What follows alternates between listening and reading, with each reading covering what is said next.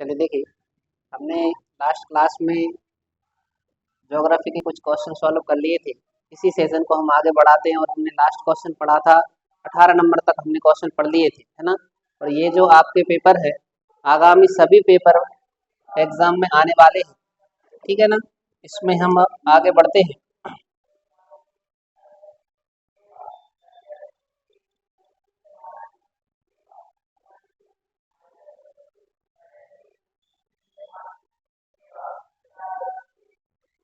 देखिए, ये है हमारा नेक्स्ट क्वेश्चन कि क्वेश्चन है आपका कि लौह अयस्क या क्वेश्चन है आपका जादूगोड़ा खदानें किस लिए प्रसिद्ध हैं।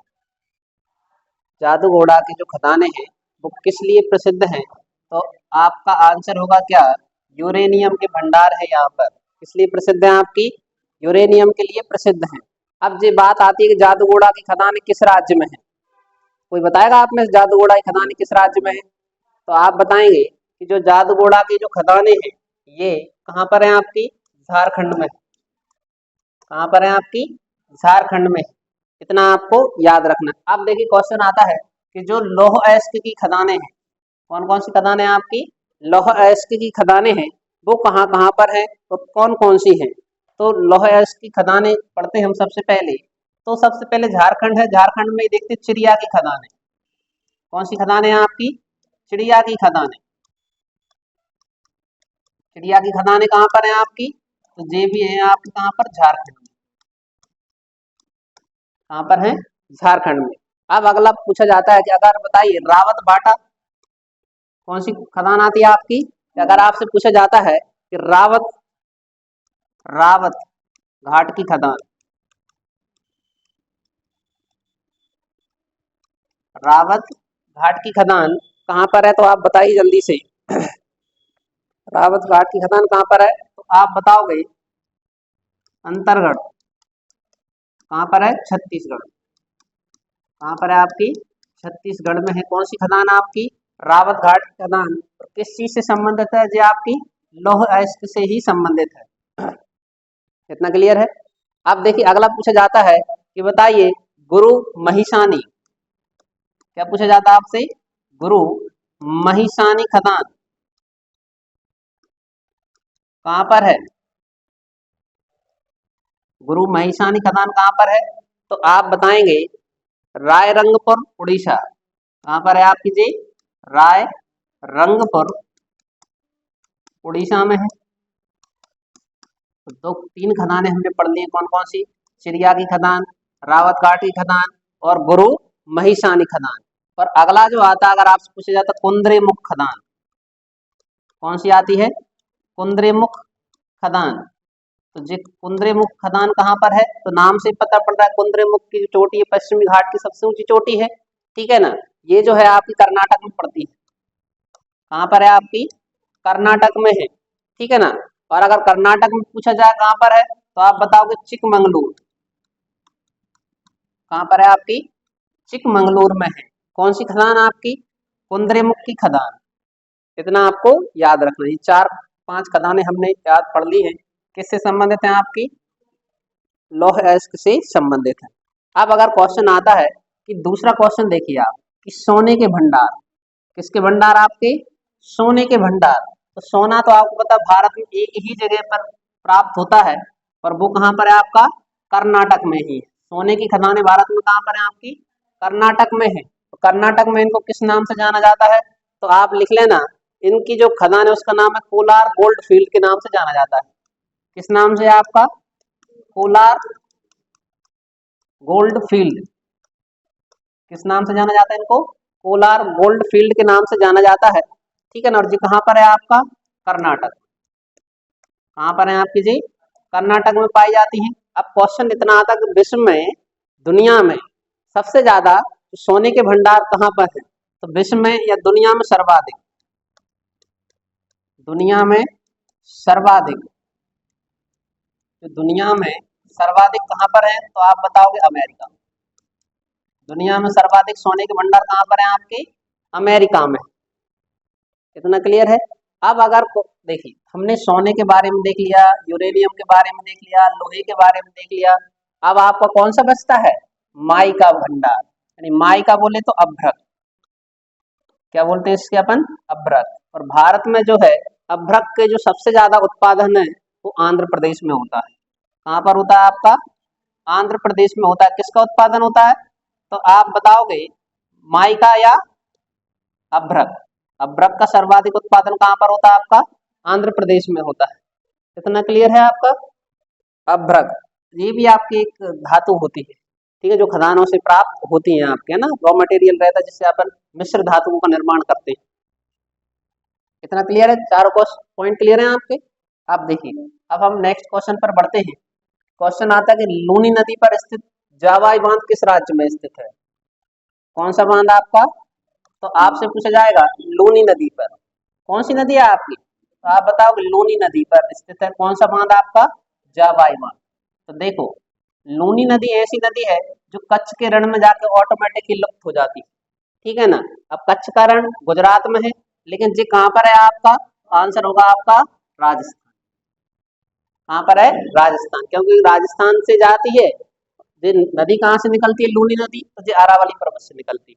कहाँ से निकलती है आपकी, अरावली पर्वत से निकलती है और कच्छ के रण में जाके समाप्त हो जाती है, ठीक है ना। लेकिन लूनी नदी पर जो जावाई बांध है वो किस राज्य में है आपका, राजस्थान में है। किस राज्य में है, राजस्थान। अब देखिए एक ऑप्शन लिखा हुआ है आपका गुजरात। कौन सा है, गुजरात। गुजरात का जो सबसे बड़ा बांध है तो गुजरात में है सरदार सरोवर बांध। कौन सा है आपका, सरदार सरोवर बांध।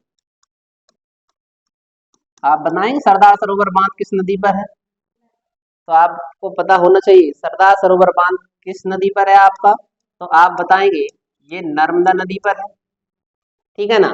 और नर्मदा नदी को मध्य प्रदेश की जीवन रेखा कहते हैं। मध्य प्रदेश की क्या कहा जाता है, इसको जीवन रेखा भी कहा जाता है। और नर्मदा नदी का ही पुराणों में नाम मिलता है रेवा, सॉरी क्या नाम मिलता है इसका, रेवा नाम मिलता है। और आपको पता रखना है नर्मदा नदी का ही नाम रेवा है, और इसी का नाम कालिदास की जो एक किताब है मेघदूत, कौन सी किताब है आपकी, मेघदूत में इसको रेवा या बंदर कुंदनी के नाम से भी जाना जाता है, ठीक है ना। सरदार सरोवर बांध पे ही बनी है आपकी सरदार वल्लभ भाई पटेल की मूर्ति। किसकी मूर्ति बनी हुई है आपकी, सरदार वल्लभ भाई पटेल की मूर्ति, या जिसको हम प्रतिमा कह सकते हैं, ठीक है। इनकी प्रतिमा बनाई गई है जिसको किस नाम से जाना जाता है आपका, स्टैच्यू ऑफ यूनिटी। किस नाम से जानते हैं हम इसको, स्टैच्यू ऑफ यूनिटी के नाम से जानते हैं। लेकिन एक और आपको याद रखना है, स्टैच्यू ऑफ इक्वलिटी। कौन सी है आपकी, स्टैच्यू ऑफ इक्वलिटी, ये कहाँ पर है आपकी, तो ये है आपकी हैदराबाद में। कहाँ पर है आपकी, हैदराबाद में। किसकी मूर्ति है जी आपकी, तो आप कहोगे जो गणतज्ञ थे उनका नाम क्या है, रामानुजन। किसकी मूर्ति बनाई गई थी आपकी, रामानुजन की मूर्ति बनाई गई। इतना क्लियर है। चलिए देखिए अब हम बात करते हैं महाराष्ट्र। किसकी बात करते हैं, महाराष्ट्र। तो महाराष्ट्र का जो सबसे बड़ा बांध है वो कोयना बांध है। यहाँ का कौन सा बांध है आपका, कोयना बांध। कोयना बांध किस नदी पर है, तो आप कहोगे कोयना नदी पर। कौन सी नदी है आपकी, कोयना नदी पर ही है कौन सा बांध आपका, कोयना बांध, ठीक है ना। अब देखिए कोयना बांध कोयना नदी पर है। अब उत्तर प्रदेश आता है अगला ऑप्शन। कौन सा है आपका, उत्तर प्रदेश। उत्तर प्रदेश में आपने सुना है एक बांध का नाम है रिहंद बांध। कौन सा है, रिहंद बांध। तो नाम है, नाम बांध के नाम से ही नदी का नाम है रिहंद नदी। कौन सी नदी है आपकी, रिहंद नदी। लेकिन अगर रिहंद नदी आपको ऑप्शन में नहीं मिलता है तो आप ऑप्शन में लगाएंगे क्या, रेणुका नदी। कौन सी नदी लगेगा ऑप्शन में आपका, रेणुका नदी। कितना क्लियर है, तीनों बांध क्लियर है, सरदार सरोवर बांध, कोयना बांध, रिहंद बांध, और अगला कौन सा है आपका, जवाई बांध, ठीक है ना। अब देखिए अब हम नेक्स्ट क्वेश्चन पर आते हैं कि भारत में सॉरी मानसून में भारत के अधिकतर राज्यों में भारी वर्षा होती है। निम्नलिखित में से ऐसा कौन सा राज्य है इसका अपवाद है।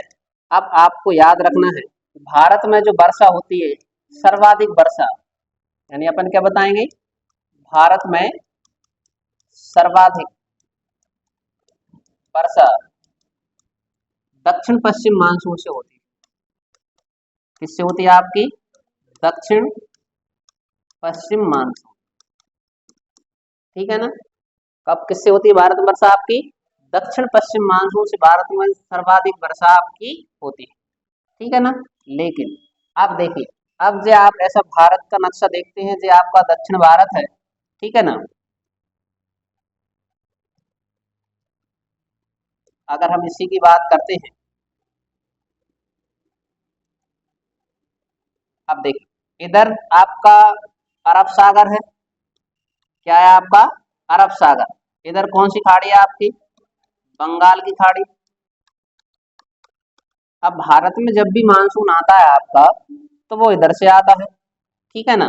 जब इधर से ऐसी हवाएं आती हैं, ठीक है ना, ऐसे जो मानसून आ रहा है, पहले अरब सागर के साथ क्रिया करता है।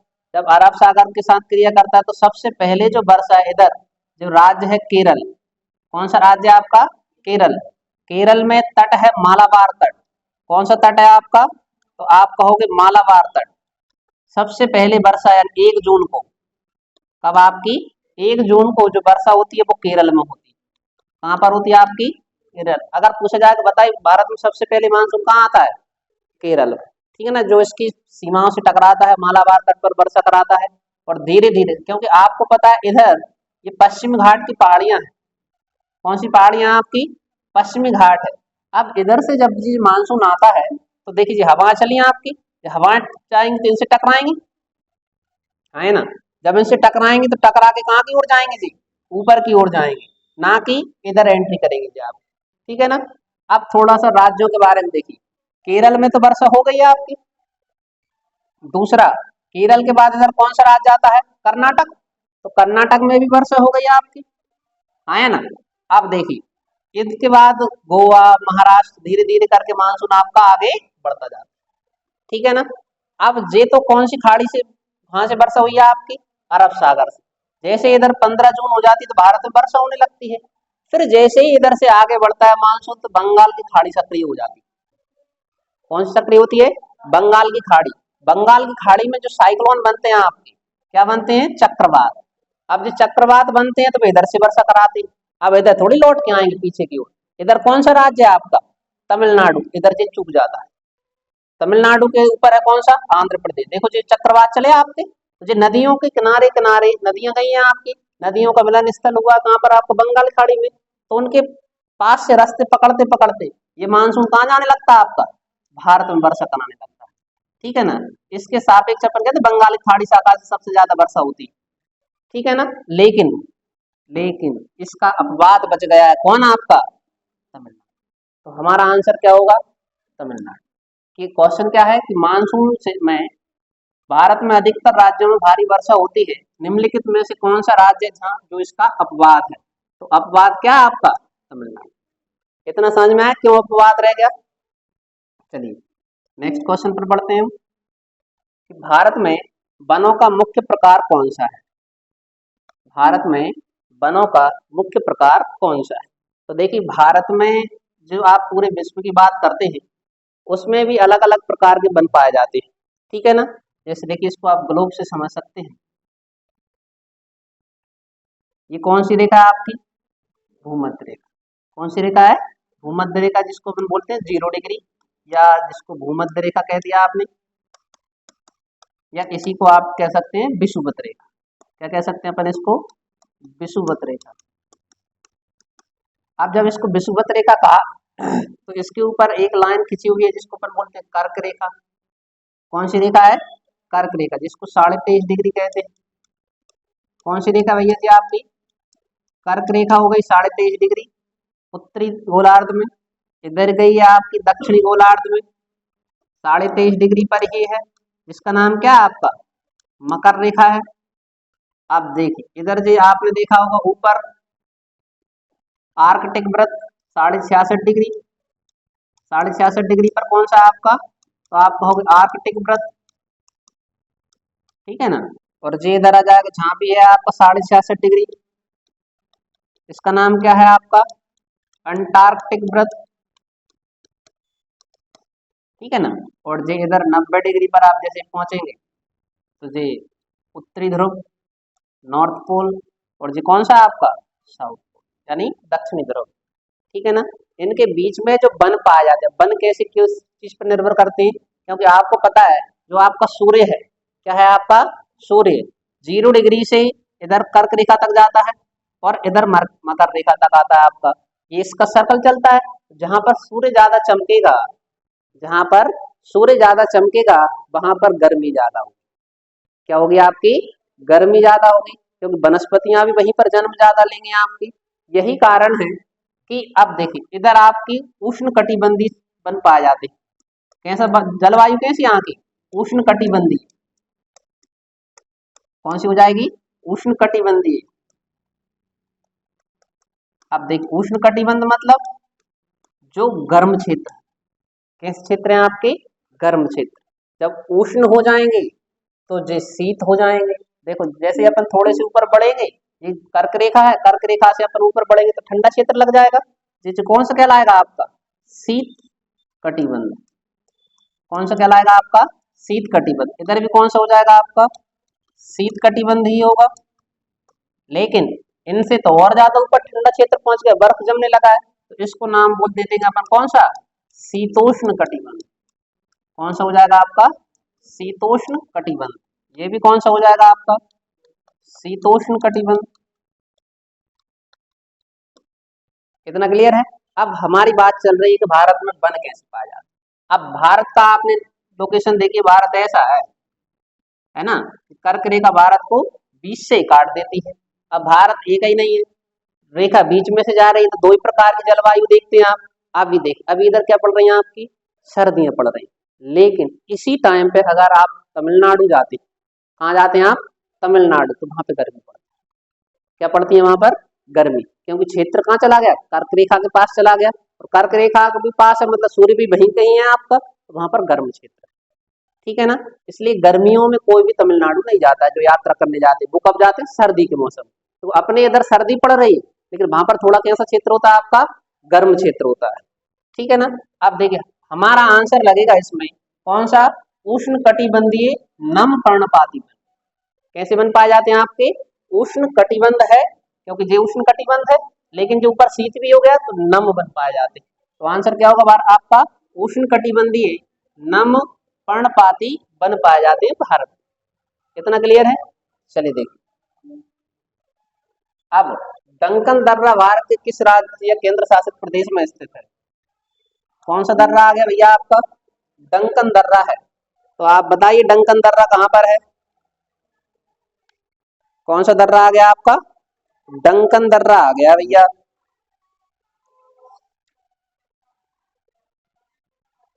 बताइए डंकन दर्रा कहाँ पर है आपका अंडमान निकोबार।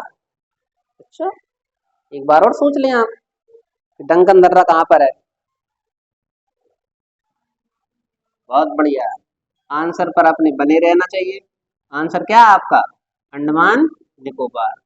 तो डंकन दर्रा कहाँ पर है आपका अंडमान निकोबार में स्थित है। ठीक है ना। अब देखिए नेक्स्ट क्वेश्चन पर बढ़ते हैं हम। निम्नलिखित में से कर्क रेखा किस राज्य से होकर गुजरती है। कौन सी रेखा आ गई आपकी कर्क रेखा। अब पहले कर्क रेखा के बारे में जानकारी होना चाहिए आपके पास। कौन सी रेखा आई है जी आपकी कर्क रेखा। तो देखिए पहले तो ये बात करते हैं कर्क रेखा कौन कौन से राज्यों से जाती, तभी बताएं कौन सी से नहीं जाती, क्योंकि जे 8 याद कर सकते हैं 28 थोड़ी याद कर सकते हैं। ठीक है ना। तो देखिए हम देखते हैं कर्क रेखा किन किन राज्यों से जाती है। तो सबसे पहले प्रवेश करती है कहाँ से गुजरात से। तो भारत में कर्क रेखा सबसे पहले किस राज्य से प्रवेश करती है गुजरात। गुजरात करेंगे जो गुजर जाते हैं वही कभी ना कभी राज करते थे, है ना, और जो राज करेंगे वो मध्य में रहेंगे। आया ना, मध्य प्रदेश हो गया। कौन कौन से राज्य हो गए गुजरात, राजस्थान, मध्य प्रदेश। फिर कौन सा आएगा आपका जो मध्य में रहते हैं वो छत पर रहते हैं छत्तीसगढ़। ठीक है ना। और जो छत्तीसगढ़ में आएंगे वो झारने वाले होते हैं। कौन सा हो जाएगा आपका झारखंड भी हो जाएगा। जब झारखंड में आएंगे आप तो अगला जो राज्य जाएगा वो हो जाएगा आपको कौन सा पश्चिम बंगाल। कौन सा हो जाएगा आपका? पश्चिम बंगाल। फिर पश्चिम बंगाल के बाद अगला जो राज्य आता है उसका नाम क्या है? त्रिपुरा, जो 3 ओर से बांग्लादेश से घिरा हुआ है। ठीक है ना। अगला कौन सा आ जाएगा आपका? मिजोरम। तो क्वेश्चन ये है कि कर्क रेखा भारत के कितने राज्यों से जाती है? तो आप कहोगे 8 राज्यों से। कितने राज्यों से जाती है? 8 राज्यों से गुजरती है। कौन सी रेखा? कर्क रेखा गुजरती है। ठीक है ना। अब देखिए, जब कर्क रेखा गुजरती है 8 राज्य हो गए, तो इसमें से आंसर तो आपको पता पड़ ही गया होगा। कौन सा राज्य है आपका? तो आप कहोगे कर्क रेखा किस राज्य से होकर गुजरती है? मध्य प्रदेश। ठीक है ना। अब कर्क रेखा की सब सर्वाधिक लंबाई कहाँ पर है आपकी? तो सर्वाधिक जो लंबाई है वो मध्य प्रदेश में है। ठीक है ना। और सबसे कम कहाँ से जाती है? तो आप बताओगे राजस्थान से। सबसे कम कहाँ से जाती है? राजस्थान से होकर गुजरती है। ठीक है। लेकिन कर्क रेखा पर स्थित राजधानी, तो इधर ही लिख लेना आप, कर्क रेखा पर स्थित राजधानी। तो कर्क रेखा पर स्थित राजधानी कौन सी है? तो आप बताओगे झारखंड की राजधानी। और झारखंड की राजधानी कौन सी है भैया? तो आप बताओगे रांची। ठीक है ना। कौन सी रेखा है आपकी? कर्क रेखा पर स्थित राजधानी कौन सी है? रांची। रांची किस राज्य की राजधानी है? तो आप कहोगे झारखंड की राजधानी। ठीक है ना। अब देखिए, अगला क्वेश्चन आता है कि कर्क रेखा विश्व के कितने देशों से होकर जाती है? विश्व के कितने देशों से होकर जाती है? तो बताइए, कर्क रेखा विश्व के कितने देशों से होकर गुजरती है? तो आप बताओगे 18 देशों से होकर गुजरती है। विश्व के कितने देश हैं आपके? 18 देशों से होकर कौन सी रेखा गुजरती है? कर्क रेखा। लेकिन भारत के कितने राज्य? मध्य प्रदेश के 14 जिलों से होकर जाती है। मध्य प्रदेश के कितने जिलों से जाती है? 14 जिलों से। और भारत के कितने राज्य हैं? 8 राज्य। लेकिन क्वेश्चन आता है ये कितने जलाशयों को पार करती है? कितनी जलाशयों को पार करती है? तो ये कर्क रेखा जो है 6 जलाशयों को पार करती है। कितने जलाशयों को पार करती है? 6 जलाशय हैं, 18 देश हैं, 8 राज्य हैं, 14 जिले। ठीक है ना। इतना आपको याद रखना है। अब एक और क्वेश्चन, कर्क रेखा को कौन सी नदी 2 बार काटती है? ठीक है ना। कर्क रेखा को 2 बार, कर्क रेखा को 2 बार कौन सी नदी काटती है? तो आप कहोगे उसका नाम क्या है? माही नदी। कौन सी नदी है आपकी? माही नदी 2 बार काटती है। ठीक है ना। ये इधर तक क्लियर है। अब थोड़ा सा अपन उसके बारे में भी याद रख लेते हैं, मकर रेखा के बारे में। कौन सी रेखा आपकी? मकर रेखा। भारत से तो जाती नहीं है, लेकिन हमें याद रखना चाहिए विश्व के कितने देशों से जाती है। तो ये जो है विश्व के 10 देशों से जाती है। कितने देशों से जाती है आपकी? 10 देशों से होकर गुजरती है। कौन सी रेखा? मकर रेखा। लेकिन इसको 2 बार कौन सी नदी काटती है? इसको जो 2 बार है वो नदी है लिम्पोपो नदी। कौन सी नदी है आपकी? लिम्पोपो नदी। इतना क्लियर है। अब अगला आपसे पूछा जाएगा कि भूमध्य रेखा, कौन सी रेखा है आपकी? भूमध्य रेखा। भूमध्य रेखा कितने देशों से होकर गुजरती है? तो आप कहोगे भूमध्य रेखा जो है विश्व के 13 देशों से होकर गुजरती है। कितने देशों से जाती है आपकी? 13 देशों से होकर गुजरती है। और कितने महाद्वीपों से होकर गुजरती है? तो आप कहोगे 3 महाद्वीप। कितने महाद्वीप हैं? 3 महाद्वीप को पार करती है और 3 ही जलाशय को पार करती है। कितने जलाशय को पार करती है? 3 जलाशय को पार करती है। ठीक है ना। और अगर आ जाए क्वेश्चन के भूमध्य रेखा को 2 बार कौन सी नदी काटती है, तो उसका नाम है कांगो। कांगो या चांबेजी। क्या नाम बताएंगे आप? कांगो या चांबेजी नदी। ठीक है ना। दोनों में से कोई सा आपको ऑप्शन मिलेगा। ठीक है ना। वो इसी में इसका पूरा नाम है कांगो, लोयावला, चांबेजी नदी। ठीक है। वो जाम्बेजी भी इधर ही कह देते हैं उसको। इतना क्लियर है। चलिए देखें, अब हम बढ़ते हैं हमारे नेक्स्ट क्वेश्चन पर कि भारत व एशिया का सबसे बड़ा जल विद्युत ऊर्जा स्टेशन कौन सा है? भारत व एशिया का सबसे पहला, तो सबसे पहले की बात कर रहे हैं हम, तो अगर सबसे पहला आएगा तो आपका आंसर होगा कौन सा? शिवना समुद्रम। यानी अपन इसको शिवना समुद्रम में शिव समुद्रम के नाम से जानते हैं। किस नाम से जानते हैं इसको अपन? शिव समुद्रम के नाम से इसको जानते हैं। भारत व एशिया का सबसे पहला जल विद्युत ऊर्जा स्टेशन, ठीक है ना। कौन सा है आपका? शिव समुद्रम। शिव समुद्रम है कहाँ पर, आप इसकी लोकेशन बताएंगे? तो आपको ये बताया था हमने, कावेरी नदी पर है। कौन सी नदी पर है आपका? कावेरी नदी पर है। कहाँ पर है आपका? कावेरी नदी पर। कौन सा है आपका? शिव समुद्रम। और कहाँ पर पड़ता है? कर्नाटक। कहाँ पर है? कर्नाटक में। अब देखिए बाणासुर सागर, कौन सा आता है आपका? बाणासुर सागर जो बांध है, लिख लेना यह बांध, बाणासुर सागर जो बांध है, यह जो है आपका केरल में है। कहाँ पर है आपका? केरल में। और जे का जो ये शिवना समुद्रम बांध कौन सी नदी पर है? कावेरी। कौन सी नदी पर है आपका? कावेरी नदी पर है। ये कहाँ पर है आपका? केरल में है। कौन सी नदी पर है? तो नदी का नाम लिख लेना आप। नदी है आपकी कवानी नदी। कौन सी नदी है आपकी? कवानी नदी। लिख लिया। कृष्णा राजा सागर बांध, कौन सा बांध है आपका? कृष्णा राजा सागर जो बांध है, ये कावेरी नदी पर है। कौन सी नदी पर है आपका? कावेरी नदी पर है। तो ये भी कर्नाटक में। कहाँ पर है आपका? कर्नाटक में। अगला आता है स्टैनली जलाशय। कौन सा जलाशय है आपका? स्टैनली जलाशय। ये कावेरी नदी पर है। कौन सी नदी पर है आपका? कावेरी नदी पर, लेकिन राज्य बदल गया है, तमिलनाडु। राज्य कौन सा है आपका? तमिलनाडु।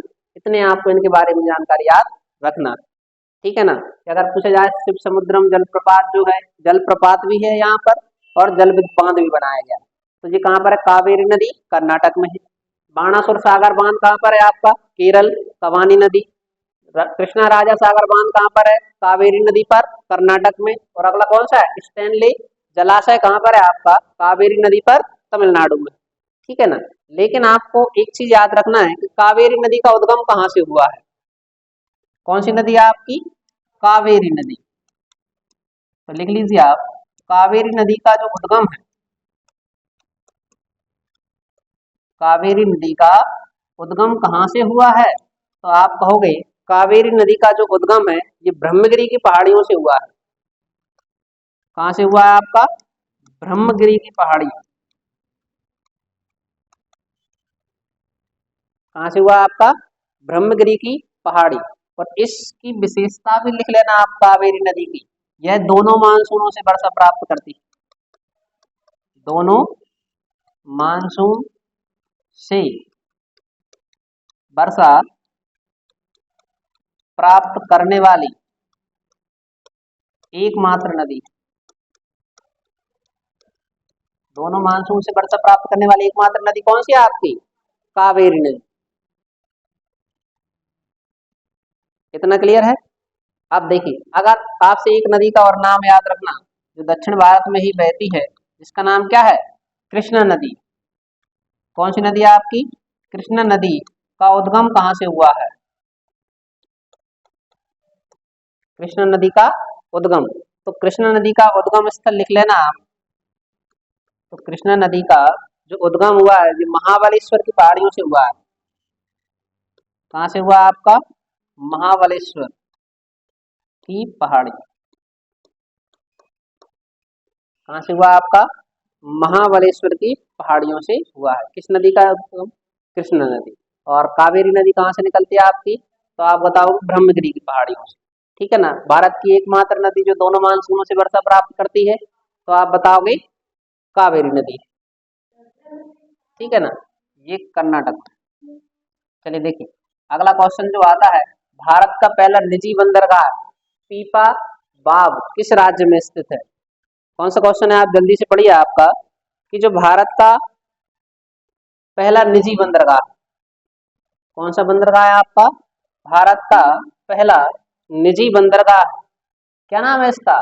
पीपा बाव किस राज्य में स्थित है? जिनको पता है वो जल्दी से आंसर बताएं। जो पीपा बाव बंदरगाह है वो किस राज्य में स्थित है?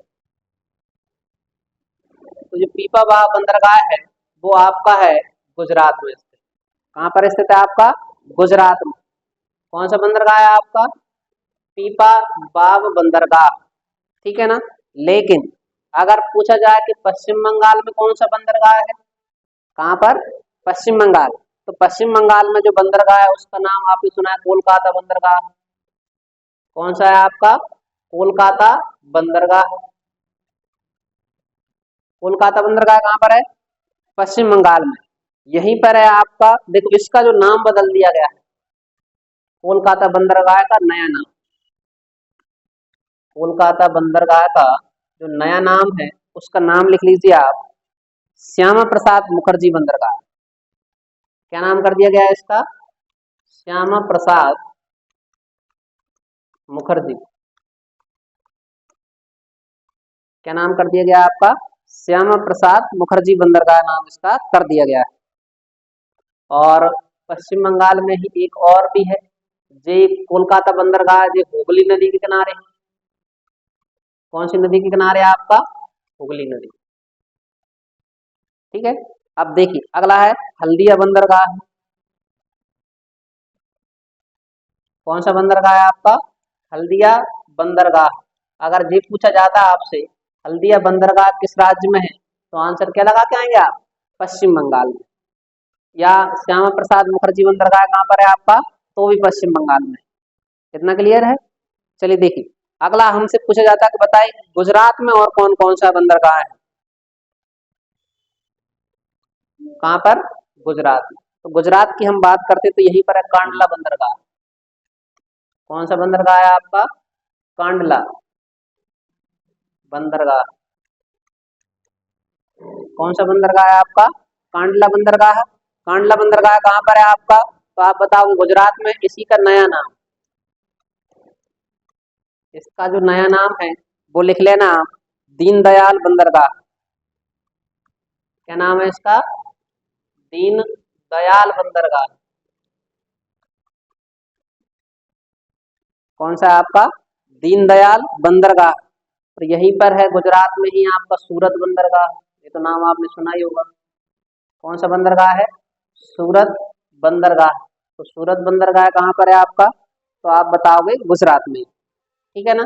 अब अगला जो हमारा नेक्स्ट क्वेश्चन है, महाराष्ट्र में कौन सा है? कौन सा?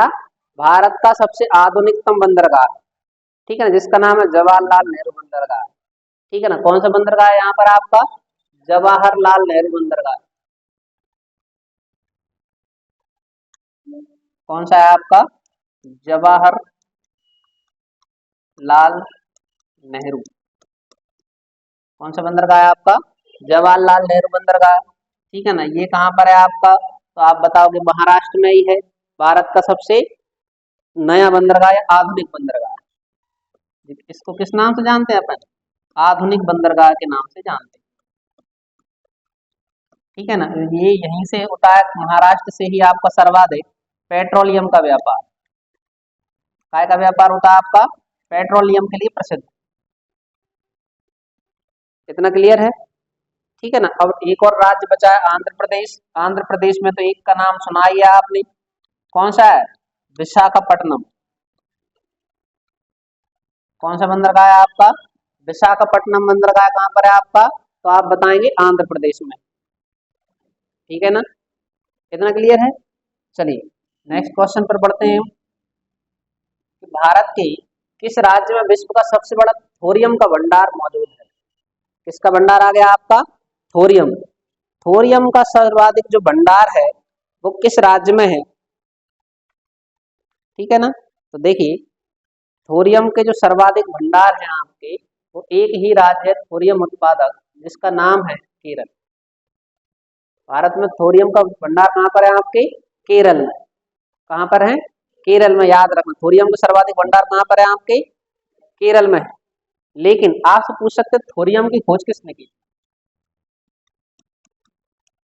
थोरियम की खोज किसने की? तो उनका नाम लिख लेना आप। थोरियम की जो खोज हुई थी 1828 में। कब हुई थी आपकी?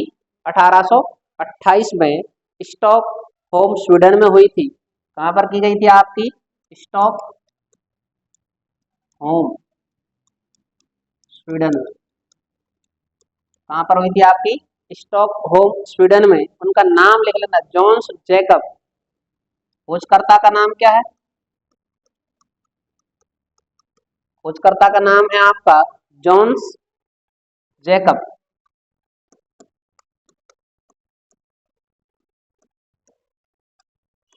क्या नाम है इनका? Johns Jacob. जिन्होंने किसकी खोज की थी आपकी? थोरियम की खोज की थी। इतना क्लियर है? चलिए देखिए, हम नेक्स्ट क्वेश्चन पर बढ़ते हैं। एक ही राज्य है जहां पर आपको थोरियम प्राप्त होता है, ठीक है ना? पश्चिम बंगाल की सीमा है कितने देशों के साथ लगी है? पश्चिम बंगाल की जो सीमा है कितने देशों के साथ लगती है? तो पश्चिम बंगाल की जो सीमा है, आंसर होगा आपका 3 देशों के साथ लगती है। कौन कौन सी? तो पहला आप बताओगे नेपाल। कौन सा है? नेपाल। दूसरा आप बताओगे भूटान। कौन सा बताएंगे आप? भूटान। और तीसरा है बांग्लादेश। कौन सा है? बांग्लादेश। भैया भारत मत लगा देना, भारत में ही पश्चिम बंगाल आता है। कहाँ पर आता है आपका? भारत में ही पश्चिम बंगाल आपका आता है। तो कितने देशों के साथ लगती हैं आपकी? 3 देशों के साथ लगती है। इतना क्लियर है? नेक्स्ट क्वेश्चन है आपका, किस राज्य में सबरीमाला स्थित है? सबरीमाला स्थित है। देखो, जो सबरीमाला है, जो सबरीमाला मंदिर है, क्या है आपका? मंदिर, सबरीमाला मंदिर। सबरीमाला जो मंदिर है वो है आपका केरल। राइट आंसर क्या होगा आपका?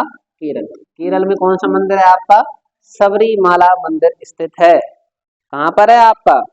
तो आप कहोगे केरल में स्थित है। तो आप, क्वेश्चन अपना इतना सा है कि बताइए, जो सबरीमाला मंदिर है किस भगवान को समर्पित है? किन का मंदिर है सबरीमाला? ठीक है ना? तो सबरीमाला जो मंदिर है, कौन सा मंदिर है आपका? सबरीमाला मंदिर। यहाँ पर है, उनके नाम लिख लेना, भगवान अयप्पन, श्री अयप्पन। अयप्पन कौन है आपके? श्री अयप्पन मंदिर के नाम से भी इसको जानते हैं, या भगवान ही है जी, है ना? कौन है आपके? श्री अयप्पन। अब तुम कहोगे हमने तो राम जी का नाम सुना है, शंकर जी का नाम सुना है और विष्णु भगवान का नाम सुना है जी, अयप्पन कौन से देवता आ गए? ठीक है ना? तो ये जो अयप्पन है, कौन है आपके? अयप्पन, जिस भगवान शिव और भगवान विष्णु ने जो मोहिनी रूप धारण किया था, इन दोनों का मिला जुला रूप के कारण इनका पुत्र हुआ था, उनका नाम क्या था? अयप्पन। यानी आप कहोगे शिव और मोहिनी के पुत्र। कौन है आपके? शिव और मोहिनी के पुत्र। कौन है आपके? भगवान अयप्पन। ठीक है ना? अब क्वेश्चन तो इधर से आता है कि बताइए, जो श्री अयप्पन मंदिर है, कौन सा मंदिर है? श्री अयप्पन मंदिर है, वो किस टाइगर रिजर्व के अंतर्गत आता है?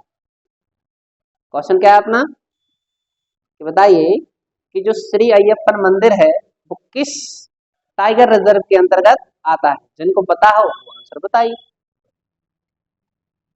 तो जो श्री अयप्पन मंदिर है वो पेरियार टाइगर रिजर्व के अंतर्गत आता है। किसके अंतर्गत आता है आपका? Periyar tiger reserve. किसके अंतर्गत आता है? पेरियार टाइगर रिजर्व के अंतर्गत आता है। और वेरी इंपोर्टेंट इसकी विशेषता है, ये जो मंदिर है, जो 18 पहाड़ियों से घिरा हुआ है। कितनी पहाड़ियों से घिरा हुआ है आपका? तो आप कहोगे 18 पहाड़ियों से घिरा हुआ है। कितनी पहाड़ियों से घिरा हुआ है?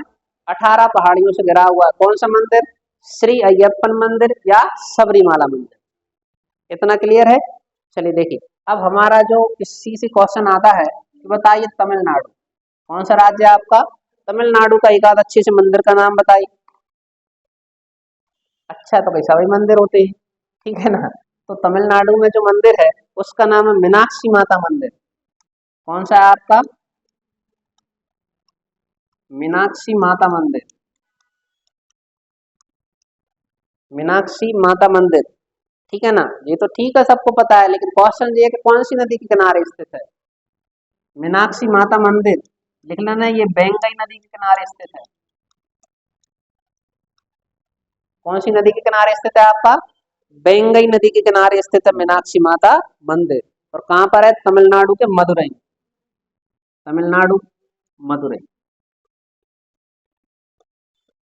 कहाँ पर है आपका, मदुरई। इतना क्लियर है। यही तमिलनाडु में ही एक और मंदिर है जिसका नाम सुना है आपने, तंजावर का बृहदेश्वर मंदिर। तमिलनाडु में कौन सा आपका, बृहदेश्वर मंदिर।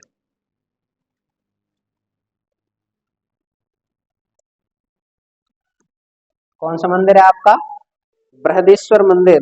तो ये कहाँ पर है आपका, तंजावर, तंजावर, ठीक है ना। और जो तंजावर का बृहदेश्वर मंदिर है, ये भगवान शिव को समर्पित है। किसको समर्पित है आपका, तो आप बताएंगे, शिव को समर्पित है। किसको समर्पित है, शिव को समर्पित है, ठीक है ना। और यहीं पर तमिलनाडु में एक और मंदिर है जिसका नाम है रामनाथ स्वामी मंदिर। कौन सा मंदिर है आपका, रामनाथ स्वामी मंदिर। भैया जी, रामनाथ स्वामी मंदिर ही रामेश्वरम मंदिर है। कौन सा है, रामेश्वरम का नाम सुना आपने, तो रामेश्वरम किसकी परिभाषा दी थी, भगवान राम ने। राम धन ईश्वर, जो राम के भी ईश्वर हैं वही कौन कहलाए हैं, रामेश्वर। लेकिन शंकर जी ने इसकी परिभाषा बदल दी थी। रामेश्वर मतलब जो भगवान शिव के जो ईश्वर हैं वही कौन कहलाए हैं, रामेश्वर। ऐसा अलग अलग है, लेकिन आप तो याद रखो, रामनाथ स्वामी मंदिर कहाँ पर है आपका, तो आप कहोगे तमिलनाडु में स्थित है, ठीक है ना। इनको ही रामेश्वर, किस द्वीप पर है, तो लिखना रामेश्वर द्वीप पर स्थित है। कौन सा द्वीप है आपका, रामेश्वर द्वीप, तो रामेश्वर द्वीप, रामेश्वरम मंदिर, ठीक है ना। आपने सुना होगा यहाँ पर समुद्र लगा हुआ है आपका, क्या लगा हुआ है, समुद्र। तो आप चले जाना समुद्र से घूमने के लिए, ठीक है ना। चलिए देखिए, नेक्स्ट क्वेश्चन पर बढ़ते हैं अपन। भारत के किस राज्य में सबसे लंबी तटरेखा है, भारत में किस राज्य की सबसे लंबी तटरेखा है, भारत में किस राज्य की सबसे लंबी तटरेखा है, तो आपका आंसर होगा गुजरात। किसकी सबसे लंबी तटरेखा है, गुजरात की सबसे लंबी तटरेखा है। इतना क्लियर है, ठीक है ना। कितनी किलोमीटर लंबाई है इसकी, तो आप बताओ, 1600 किलोमीटर। कितनी है, तटीय रेखा की लंबाई है 1600 किलोमीटर। फिर दूसरे नंबर पर आता है आपका आंध्र प्रदेश, तीसरे नंबर पर आता है आपका तमिलनाडु। ऐसे आपको नाम याद रखना। तो सबसे लंबी तटरेखा वाला राज्य कौन सा है आपका, गुजरात था। भारत में जैव विविधता की दृष्टि से धनी स्थल कौन सा है, जो आपको हम पहले शुरुआत का पहला क्वेश्चन भी हमने पढ़ा था, और उसी से रिलेटेड है आपका, कि भारत में जैव विविधता, हमने हॉटस्पॉट पढ़े थे वहां, क्या पढ़े थे हमने, हॉटस्पॉट। बात तो एक है, जैव विविधता कह दीजिए आप या फिर हॉटस्पॉट कह दीजिए आप, तो आंसर हो जाएगा आपका कौन सा, पश्चिमी घाट। कौन सा हो जाएगा आपका, पश्चिमी घाट। भारत में कितने हॉटस्पॉट पाए जाते हैं, चार। कितने हैं, चार हॉटस्पॉट हैं। तो फिर चार के नाम भी लिखें, आगे देखिए, भारत में कितने हॉटस्पॉट हैं आपके, चार। जो हमने पहला क्वेश्चन किया था, तो आप उसको देख लें वहां पर। आप देखिए, भारत का कौन सा राज्य तीन ओर से बांग्लादेश से घिरा हुआ है। ये तो नॉर्मल क्वेश्चन है, सब लोगों को पता होता है कि बांग्लादेश से घिरा हुआ राज्य कितनी ओर से, तीन ओर से, उसका नाम क्या है, त्रिपुरा।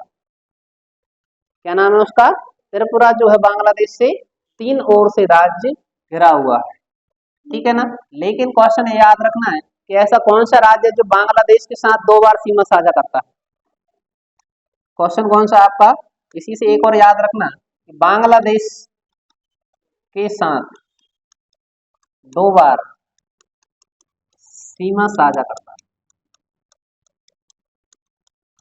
ये क्वेश्चन जो है आपका एसएससी जीडी 2021 में पूछा गया था, कौन सा राज्य है जो बांग्लादेश के साथ दो बार सीमा साझा करता है, तो आंसर कौन सा होगा आपका, असम। क्या आंसर हो जाएगा आपका, असम। चलिए नेक्स्ट क्वेश्चन पर बढ़ते हैं।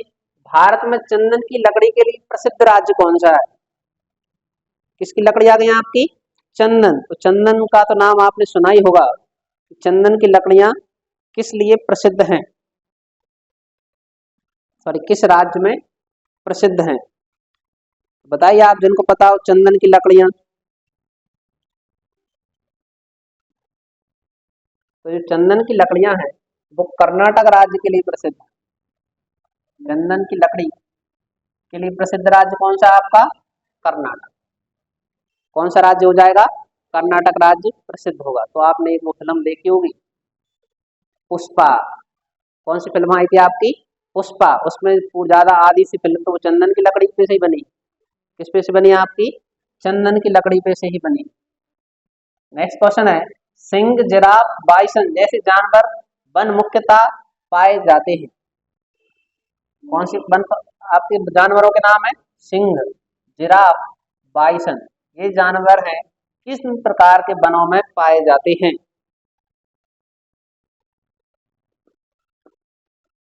तो आंसर होगा आपका, देखिए आपने देखा सिंह हुआ, जिराफ हुआ, तो ऐसे स्थल पाए जाते हैं उनको खाने के लिए भोजन मिलेगा।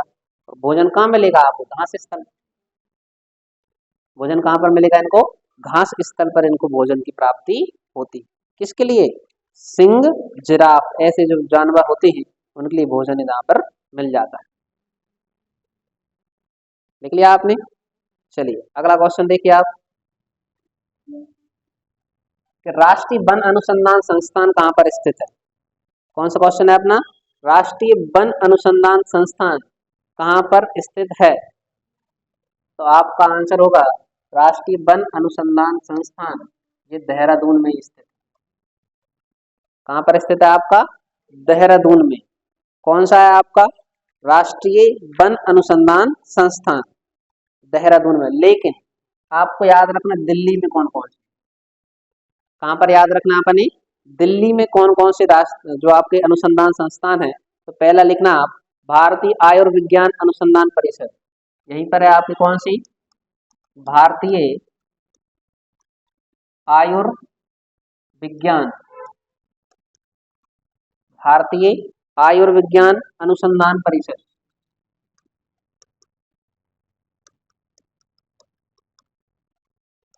भारतीय आयुर्विज्ञान अनुसंधान परिषद कहाँ पर है आपकी? दिल्ली। इसका मुख्यालय भी अगला लिखेंगे भारतीय कृषि अनुसंधान संस्थान, भारतीय कृषि अनुसंधान संस्थान, ये कहाँ पर है आपका? दिल्ली में ही है। और अगला लिख लीजिए भारतीय कृषि सांख्यिकी अनुसंधान संस्थान, कौन सा है आपका? भारतीय कृषि सांख्यिकी अनुसंधान संस्थान, ये भी कहाँ पर है आपका? दिल्ली में ही है। ठीक लिया। अब अगला लिखिए, देखिए अगला नाम है नागपुर लिख रहा है। कौन सा लिख रहा है आपका? नागपुर। नागपुर कहाँ पर आता है? महाराष्ट्र में। तो इसका नाम लिखिए आप राष्ट्रीय पर्यावरण इंजीनियरिंग अनुसंधान संस्थान। क्या नाम है इसका? राष्ट्रीय पर्यावरण, राष्ट्रीय पर्यावरण इंजीनियरिंग, इंजीनियरिंग अनुसंधान संस्थान कहाँ पर है आपका? ये है आपका नागपुर। ठीक है ना। इसका पहले का नाम क्या था? पहले इसको क्या कहते थे? तो उसका नाम लिख लेना आप central public health engineering reserve institute. क्या लिखेंगे आप इसका? Central public, central public health, health engineering, engineering central public health engineering research institute, research institute. ठीक है ना। ये नाम आपको याद रखना। इधर तक क्लियर है? चलिए नेक्स्ट क्वेश्चन पर बढ़ते हैं हम। भूमध्य रेखा के निकट किस तरह के वन पाए जाते हैं? अब तो ये आपने पढ़ लिया है और अब आंसर गलत नहीं होना चाहिए। क्वेश्चन क्या है, भूमध्य रेखा के निकट किस तरह के वन पाए जाते हैं? तो आंसर होगा आपका कौन सा, उष्ण कटिबंधीय। कौन से वन पाए जाएंगे आपके, उष्ण कटिबंधीय वन पाए जाते हैं किस रेखा के पास में, भूमध्य रेखा के पास में। इतना क्लियर है? चलिए देखिए, यह एकमात्र अभ्यारण्य जहाँ कश्मीरी मृग पाए जाते हैं। कौन से मृग पाए जाते हैं आपके, कश्मीरी, तो उसका नाम है दचिगांव। आंसर क्या है आपका, दचिगांव जो अभ्यारण्य है ये जम्मू कश्मीर में है। काय में आपका, जम्मू एंड कश्मीर में है, जहां पर क्या पाए जाते हैं आपके, कश्मीरी मृग पाए जाते हैं। ठीक है ना। और जो कान्हा किसली है ये मध्य प्रदेश में है। कहाँ पर है आपका, मध्य प्रदेश में है। और यहीं पर पाया जाता है आपका क्या, बारहसिंगा। क्या पाया जाता है आपका, बारहसिंगा पाया जाता है। ठीक है ना। गिर राष्ट्रीय उद्यान कहाँ पर है आपका, गुजरात में है। गिर कहाँ पर है आपका, गुजरात में है। और एशियाई शेरों के लिए प्रसिद्ध है। किसके लिए प्रसिद्ध है आपका, एशियाई शेरों के लिए। गिर राष्ट्रीय उद्यान किस लिए प्रसिद्ध है आपका, एशियाई शेरों के लिए प्रसिद्ध है। अब अगला जो आता है आपका कौन सा है, मुदुमलाई। कौन सा है, मुदुमलाई जो है ये तमिलनाडु। कहाँ पर है आपका, मुदुमलाई राष्ट्रीय उद्यान कहाँ पर है आपका, तमिलनाडु में। गिर गुजरात में, दक्षिण जम्मू कश्मीर में, कान्हा किसली कहाँ पर है, मध्य प्रदेश में। चलिए देखिए, हमारा जो नेक्स्ट क्वेश्चन आया है, कुगटी वन्य पशु विहार किस राज्य में स्थित है? कौन सा आपका, कुगटी वन्य पशु विहार। कौन सा है आपका, कुगटी वन्य पशु विहार किस राज्य में है? तो आंसर होगा आपका हिमाचल प्रदेश। आंसर क्या हो जाएगा आपका, हिमाचल प्रदेश में है। कौन सा है आपका, कुगटी वन्य पशु विहार। ठीक है ना। क्वेश्चन को 2 से 3 बार आप बोला करें। नेक्स्ट क्वेश्चन है अपना, सुंदरवन के जंगल को क्या कहा जाता है? कौन सा क्वेश्चन है अपना, सुंदरवन के जो जंगल है इनको किस नाम से जाना जाता है? तो आप कहोगे मैंग्रोव के नाम से जाना, मैंग्रोव वनस्पति। ठीक है ना। किस नाम से जाना जाता है इनको, मैंग्रोव वनस्पति के नाम से जाना जाता है।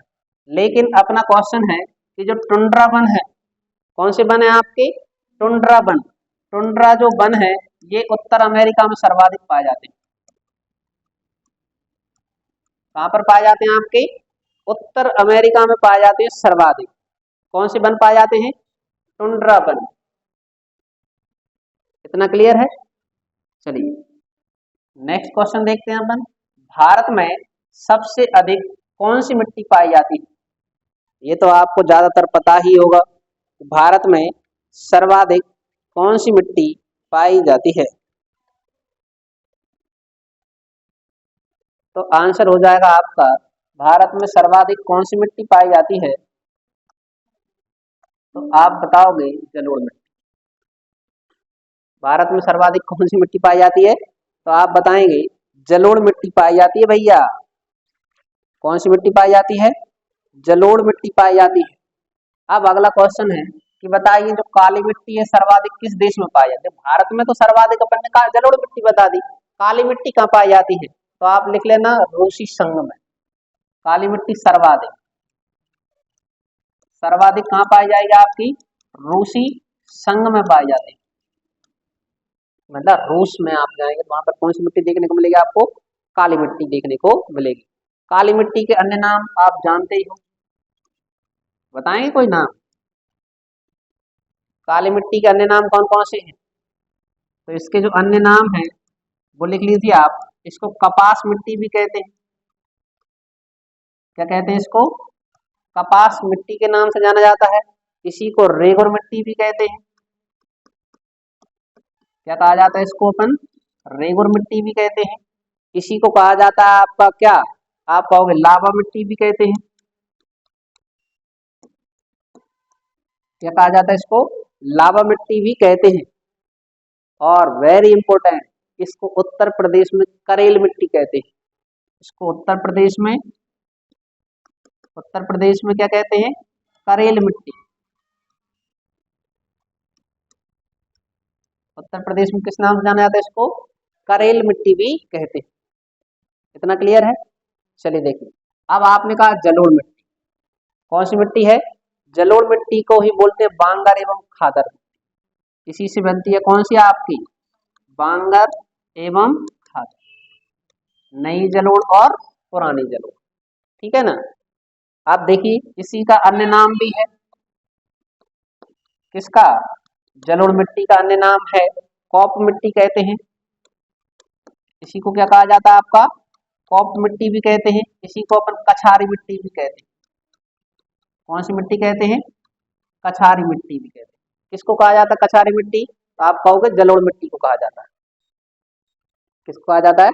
जलोढ़ मिट्टी को क्या कहा जाता है? कछारी मिट्टी भी कहा जाता है। इतना क्लियर है? नेक्स्ट क्वेश्चन पे बढ़ते हैं। पंख वो तो एक प्रकार की मिट्टी होती है, ज्यादा कहीं नहीं पाया जाता। चलिए देखिए, खरीफ की फसल। कौन सी फसल आ गई आपकी? खरीफ की फसल काटी जाती है। उसने पूछ बोने का नहीं पूछा, पहला जाए याद रखो। उसने पूछा है काटी जाती। तो भारत में तीन ही प्रकार की फसलें बोई जाती है। कौन कौन की फसलें हैं? एक किसान रबी, एक किसान जायद, और एक और कौन आ गया आपका? खरीफ। तीन प्रकार के किसान। ठीक है ना? अब रबी है, कौन है आपका? रबी। रबी की जो शुरुआत होती है, अभी जो फसलें चल रही हैं आपकी, जो बोई गई हैं, वो सब रबी की फसल। किसकी फसल है आपकी? रबी। रबी की फसल बोई जाती है अक्टूबर नवंबर में। अक्टूबर नवंबर में क्या होती है इसकी? बोनी होती है। जब अक्टूबर नवंबर में बोई जाएगी तो काटेंगे कब? तो आप कहोगे मार्च अप्रैल में। इसकी जो कटाई होगी, क्या होगी इसकी? कटाई। इसकी कटाई कब होगी आपकी? मार्च अप्रैल। मार्च अप्रैल में इसकी कटाई हो जाती है। इसमें कौन कौन सी फसलें आती हैं? तो अभी आपने कौन कौन सी फसलें बोई है? तो आप बताओगे चना, गेहूं और मसूर हो गई, सरसों कह दे रहे हैं अपन, और आदि कह दे। ठीक है ना? जी किसने कहा है? आप बरसात में कभी सरसों बोई है आपने? जायद। ये कौन की फसल है? जायद। ये बीच का व्यक्ति, जो गर्मियों में बोई जाती है फसल है ना। जैसे आपने देखा होगा ककड़ी वगैरह लगा देते हैं आपके, है ना, मूंग वगैरह बो देते हैं वो आपकी। जायद की जो फसल है, कम समय की फसल, 2 महीने की फसल होती है आपकी। ठीक है ना? जायद की फसल कब बोई जाती है आपकी? तो आप लिख लें मार्च अप्रैल में तो बोई जाती है। कब बोई जाती है आपकी? मार्च अप्रैल में इसको बोएंगे, और काट कब लेंगे? जून जुलाई। ये कब कट जाती है आपकी? जून जुलाई में इसको काट लिया जाता है। ठीक है ना? इनके नाम तो आपने ककड़ी वगैरह बोते हैं, ठीक है ना, तरबूज वगैरह लगा देते हैं वो आपके, है ना, कुछ मूंग वगैरह बो देते हैं इसमें। ठीक है ना, जो कम समय की फसल होती है। अब अगले कौन आ गया आपके? खरीफ। अब खरीफ की बोनी कब हो जाएगी आपकी? जून जुलाई। कब बोनी है उसकी? जून जुलाई में बोते हैं, और कब काट लेंगे इसको? अक्टूबर नवंबर। मतलब देखो, बेचारी जमीन फ्री नहीं हो पा रही, कहते ऐसे कटी फिर बो दी, फिर काट दे, फिर बो दिया। ये 3 टाइम फसलें लेते। कितनी बार लेते हैं? 3 बार फसलें लेते। और इसमें तो आपने सुना ही होगा, जैसे आपने कहा हम तो सबसे अधिक बोते हैं क्या? सोयाबीन। क्या बोते हैं? सोयाबीन। और उड़द। और क्या कह दोगे आप? मक्का, बाजरा, चावल आदि। इतना क्लियर है? तो अपना क्वेश्चन क्या था? खरीफ की फसल कब काटी जाती है? खरीफ की फसल कब काटी जाएगी? तो आप कहोगे नवंबर के प्रारंभ। कब काटी जाएगी? नवंबर के प्रारंभ में काटी जाती कौन सी फसल? तो आप बताओगे खरीफ की फसल। नेक्स्ट क्वेश्चन है, मसालों का बगीचा उपनाम से प्रसिद्ध है। मसालों का बगीचा, मसालों का बगीचा किसको कहा जाता है? जल्दी से सोच लीजिए आप आंसर। किसका बगीचा बताना है आपको? मसालों का बगीचा किसको कहा जाता है? तो आप कहोगे केरल को। मसालों का बगीचा किसे कहा जाता है आपका? केरल को कहा जाता है। और यही लिख लेना, चीनी का कटोरा किसे कहते हैं? चीनी का कटोरा। चीनी का जो कटोरा कहा जाता है वो उत्तर प्रदेश को कहा जाता है। किसे कहा जाता है? उत्तर प्रदेश को क्या कहा जाता है? चीनी का कटोरा। और धान का कटोरा, धान का कटोरा कहा जाता है किसको? छत्तीसगढ़ को। ठीक है ना। लेकिन भारत में रोटी की डलिया, भारत में रोटी की डलिया या टोकरी, भारत में रोटी की टोकरी या डलिया किसे कहते हैं? रोटी की टोकरी या गेहूं की टोकरी, ठीक है ना, किसको कहा जाता है? तो वो आपको कल क्वेश्चन बताना है।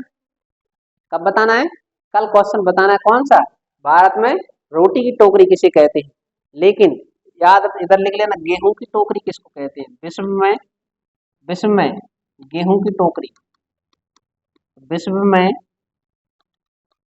गेहूं की टोकरी किसे कहते हैं? विश्व में जो गेहूं की टोकरी कहते हैं, संयुक्त राज्य अमेरिका को कहते हैं। किसको कहते हैं अपन? संयुक्त राज्य अमेरिका, संयुक्त राज्य अमेरिका को कहा जाता है। कितना क्लियर है? चलिए नेक्स्ट क्वेश्चन आता है, किस राज्य में भारत वर्ष का चीनी का कटोरा कहा जाता है? तो किसको कहा जाता है? चीनी का कटोरा किसको कहा जाता है? उत्तर प्रदेश को कहा जाता है। तो इसका आंसर हो जाएगा। नेक्स्ट क्वेश्चन है, त्रिवेणी नहर। कौन सी नहर आ गई आपकी? त्रिवेणी नहर में किस नदी से पानी आता है? क्वेश्चन कौन सा अपना? त्रिवेणी नहर में किस नदी से पानी आता है? तो आप बताएंगे जो त्रिवेणी नहर है वो गंडक नदी पर है। त्रिवेणी नहर पर किस नदी से पानी आता है? गंडक नदी से पानी आता है। ये गंडक नदी पर कहां पर बनाई गई? कहां पर बनाई गई है आपकी? बिहार में बनाई गई। कौन सी नहर बनाई गई है? त्रिवेणी नहर। और गंडक नदी भी कहाँ आती है? बिहार। इतना क्लियर है? चलिए नेक्स्ट क्वेश्चन आता है अपना कि भारत में किस राज्य को राइस बाउल यानी भारत का चावल का कटोरा कहा जाता है? चावल का कटोरा, ये चावल का कटोरा, वो धान की डलिया पड़ी थी अपन ने, लेकिन चावल का कटोरा कहा जाता है किसको? तमिलनाडु। किसको कहा जाता है? तमिलनाडु को आपका क्या कहा जाता है? चावल का कटोरा कहा जाता है। इधर तक क्लियर है? चलिए देखिए नेक्स्ट क्वेश्चन आता है अपना, नीली क्रांति। कौन सी क्रांति आ गई आपकी? नीली क्रांति किससे संबंधित है? किससे संबंधित है आपका? बताओ। दुग्ध उत्पादन से, मछली उत्पादन से संबंधित है। कौन सी क्रांति? नीली क्रांति। किससे संबंधित है? मछली उत्पादन से संबंधित है। लेकिन अभी हमें थोड़ी सी कुछ क्रांतियों के नाम जरूर आपको याद रखना है। कौन सी क्रांति किससे संबंधित है? तो जल्दी से आप नाम लिखें। तो पहला क्वेश्चन आता है हरित क्रांति। कौन सी क्रांति है आपकी? हरित क्रांति। हरित क्रांति का संबंध किससे है? तो आप कहोगे खाद्यान्न उत्पादन से। किससे संबंधित है आपका? खाद्यान्न उत्पादन से संबंधित है हरित क्रांति। दूसरी लिख लीजिए आप, गोल क्रांति, आलू उत्पादन से संबंधित है। किससे संबंधित है? आलू से। अगली होती है स्वर्ण क्रांति। कौन सी क्रांति है आपकी? स्वर्ण क्रांति। जूट या कपास उत्पादन से संबंधित है। जूट या कपास उत्पादन से। स्वर्ण क्रांति हो गई आपकी। अब अगला जो आता है आपका वो लिख लीजिए आप, ग्रीन गोल्ड क्रांति। कौन सी क्रांति है आपकी? ग्रीन गोल्ड क्रांति। ग्रीन गोल्ड क्रांति किससे संबंधित है? तो आप कहोगे चाय उत्पादन से संबंधित है। किससे संबंधित है आपकी? चाय उत्पादन से संबंधित है। अगली होती है परासनी क्रांति। कौन सी क्रांति है? परासनी क्रांति किससे संबंधित है? तो आप कहोगे भिंडी उत्पादन से। किससे संबंधित है? भिंडी उत्पादन से संबंधित है। अगली आती है भूरी क्रांति। कौन सी क्रांति आती है? भूरी क्रांति। तो ये लिख लेना आप उर्वरक उत्पादन से। किससे संबंधित है? उर्वरक उत्पादन से संबंधित कौन सी क्रांति है आपकी? भूरी क्रांति। अगली लिख लेना आप मूक क्रांति। कौन सी क्रांति है आपकी? मूक क्रांति। तो जो मूक क्रांति है वो आपके मोटे अनाज से संबंधित है। किससे संबंधित है? आपकी मोटे अनाज से संबंधित है। और अगला तो आप जानते हो दुग्ध उत्पादन से संबंधित कौन सी है आपकी? श्वेत क्रांति। कौन सी क्रांति है आपकी? श्वेत क्रांति। किससे संबंधित है आपकी? दुग्ध उत्पादन से संबंधित है। इतना क्लियर है आपका? ठीक है ना। खाद्यान्न मैंने बता दिया। तेल उत्पादन से संबंधित कौन सी क्रांति है? पीली क्रांति। तेल उत्पादन से संबंधित कौन सी क्रांति है आपकी? पीली क्रांति। तो ये सारे हो गए आपके। ठीक है ना। क्वेश्चन क्या था? नीली क्रांति। किससे संबंधित है? मछली उत्पादन से। इधर तक क्लियर है? चलिए देखिए नेक्स्ट क्वेश्चन आता है अपना, भारत में कुल्लू घाटी किसकी खेती के लिए प्रसिद्ध है? कौन सी घाटी आ गई आपकी? कुल्लू घाटी किसकी खेती के लिए प्रसिद्ध है? जल्दी से बताइए इसका आंसर क्या है? कुल्लू घाटी किसकी खेती के लिए प्रसिद्ध है? तो आप बताओगे आंसर हो जाएगा आपका सेब के लिए प्रसिद्ध है। कुल्लू घाटी किसके लिए प्रसिद्ध है? सेब के लिए प्रसिद्ध है। नेक्स्ट क्वेश्चन है भारतीय दलहन शोध संस्थान कौन सा है आपका? भारतीय दलहन शोध संस्थान कहाँ पर है? तो आप बताओगे भारतीय दलहन शोध संस्थान आपका है कहाँ पर? कानपुर। कहाँ पर है आपका? कानपुर में। कौन सा संस्थान है आपका? दलहन शोध संस्थान। अब हमारा नेक्स्ट क्वेश्चन आता है दमन गंगा। कौन सा गंगा आ गया आपका? कि गंगा नदी है। कौन सी गंगा है वो भी? दमन गंगा। किस नदी को कहा जाता है? प्राचीन क्या नाम है आपका नाम? दमन गंगा किस नदी का प्राचीन नाम है? तो आंसर हो जाएगा आपका गोदावरी। क्या आंसर होगा आपका? गोदावरी को दमन गंगा भी कहते हैं, इसी को दक्षिण गंगा भी कहते हैं। क्या कहा जाता है इसको? दक्षिण भारत की गंगा भी कहते हैं। किसको कहा जाता है? गोदावरी को कहा जाता है। ठीक है। लेकिन ताप्ती को ही तापी भी कहा जाता है। क्या कहा जाता है? तापी के नाम से भी जानते हैं इसको, सूर्य की पुत्री भी कहते हैं। ठीक है ना। लेकिन नर्मदा कौन सी नदी है आपकी? नर्मदा। नर्मदा को किस नाम से जानते हैं अपन? तो नर्मदा को कहा जाता है आपका क्या? रेवा। इसी का नाम मिलता है क्या? बंदर कूंदनी। ठीक है ना। अपन ने गोदावरी का नाम देख ही लिया है। क्या कहा था इसको अपन ने? दक्षिण गंगा। ठीक है ना। अब कावेरी कौन सी नदी आ गई है आपकी? कावेरी। कावेरी को कहा जाता पुण्य नदी। क्या कहा जाता है इसको? पुण्य नदी भी कहते हैं। इतना क्लियर है आपका? चलिए अब हमारा नेक्स्ट क्वेश्चन आता है नागार्जुन सागर बांध कहाँ पर स्थित है? कौन सा बांध है आपका? नागार्जुन सागर बांध किस नदी पर स्थित है? ऑप्शन है तमिलनाडु, आंध्र प्रदेश, कर्नाटक और उड़ीसा। तो आपका आंसर होगा नागार्जुन सागर बांध जो है वो आंध्र प्रदेश में स्थित है। कहाँ पर है आपका? आंध्र प्रदेश में। तो देखिए ये जो हमारे क्वेश्चन थे 50 क्वेश्चन की सीरीज कैसी होती है? समाप्त होती है। इसके बाद मिलेंगे हम अगली क्लास में। धन्यवाद।